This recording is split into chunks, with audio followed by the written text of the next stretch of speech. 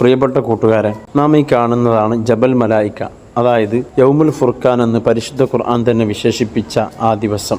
ബദർ ദിനത്തിന്റെ ദിവസത്തിൽ ഏകദേശം 5000-ഓളം വരുന്ന മലക്കുകൾ ബദർ യുദ്ധഭൂമിയിലേക്ക് ഇറങ്ങിയിട്ടുണ്ട്. അല്ലാഹു സുബ്ഹാനഹു വ തആല പല യുദ്ധങ്ങളിലും മലക്കുകളുടെ സാന്നിധ്യം, സഹായങ്ങൾ നബി സല്ലല്ലാഹു അലൈഹി വസല്ലമ തങ്ങൾക്കും സ്വഹാബത്തിനും നൽകിയിട്ടുണ്ടെങ്കിലും ബദറിലെ മലായിക്കത്തിന്റെ സാന്നിധ്യം വളരെ വ്യത്യസ്തമായിരുന്നു. കാരണം ബദറിലെ മലായിക്കത്ത് മനുഷ്യരൂപം സ്വീകരിച്ചുകൊണ്ട് 313ഓളം വരുന്ന സ്വഹാബത്തിൻ്റെയും നബി സല്ലല്ലാഹു അലൈഹി വസല്ലമ തങ്ങളുടെയും കൂടെ ശക്തമായ രൂപത്തിൽ എതിരാളികളോട് പടപൊരുതി അങ്ങനെയാണ് വിജയം കരസ്ഥമാക്കുന്നത്. ഈ രൂപത്തിൽ മലക്കുകളുടെ ശക്തമായ സഹായം അല്ലാഹു സുബ്ഹാനഹു വ തആല നബി സല്ലല്ലാഹു അലൈഹി വസല്ലമ തങ്ങൾക്കും സ്വഹാബത്തിനും നൽകാനുള്ള കാരണം നബി സല്ലല്ലാഹു അലൈഹി വസല്ലമ തങ്ങളുടെ ദുആ ആയിരുന്നു. ഇൻ തുഹ്ലിക് ഹാദിഹിൽ അസ്വാബത ഫലൻ തുഅബദ ഫിൽ അർളി അബദ.